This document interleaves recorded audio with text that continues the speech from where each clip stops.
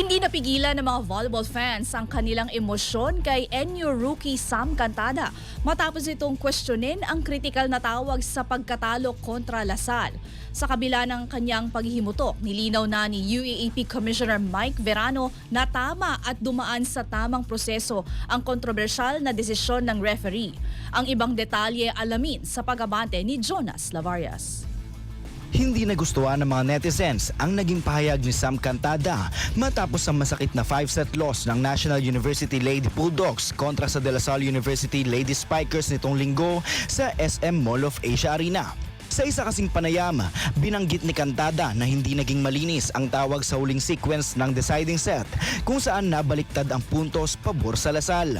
Agad namang naglipa na ang pambabatikos mula sa mga fans na tinawag na inappropriate ang reaksyon ng rookie dahil sa dami ng errors ng kanilang kupunan sa laro. Ngunit bago pa man ang naging pahayag ni Cantada, detalyado nang ipinaliwanag ni UAAP Volleyball Commissioner Mike Verano na net touch ni Ara Panique ang naunang infraction bago pa ang supposed 4 touches ng Lasal. Kasi if you look at the video, yung initial infraction is what's called.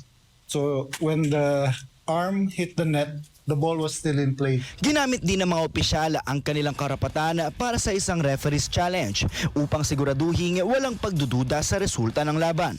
The officials are given resources to make sure of what they call. If the referee, the first referee has doubts with his call, he has the right to request for a referee challenge, which is what he did, to make sure that it was 4 touches or there was another infraction, which was conveyed to him earlier.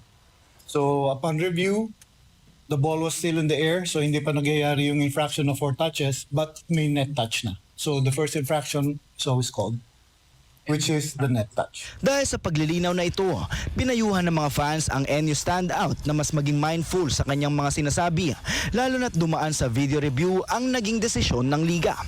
Sa pagtatapos ng eliminations, direktang abante na sa finals ang DLSU habang ang NU naman ay kailangang pagdaanan ang step ladder semifinals. Ako, si Jonas Lavarias, Abante. Manatiling nakatutok sa Abante, sundan kami sa aming mga social media accounts at huwag kalimutang mag-subscribe sa aming YouTube channel, DWAR Abante Radio, para sa mga eksklusibong balita.